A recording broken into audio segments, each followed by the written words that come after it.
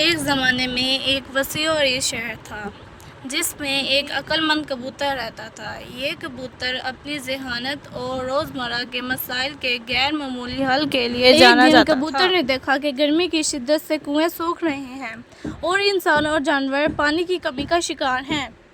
کبوتر جسے اللہ نے ذہانت سے نوازا، اس نے مدد کرنے کا فیصلہ کیا اور وہ صورتحال کا جائزہ لینے کے لیے قریب دریا میں اڑ گیا۔ وہاں اسے دریا کے کنارے پر ایک پرانا جگ ملا۔ اس کے دماغ میں ایک خیال پیدا ہوا۔ وہ ریت اور چھوٹے پتھروں سے جگ کو بھرنے لگ گیا تاکہ پانی کی سطح بلند ہو جائے اور وہ پی سکے۔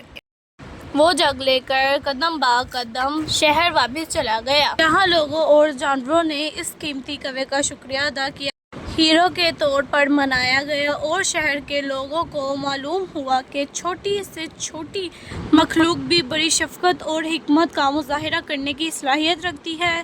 کہانی کا اخلاق: ذہانت اور مدد کرنے کی خواہش سے ناممکن کو بھی حاصل کیا جا سکتا ہے۔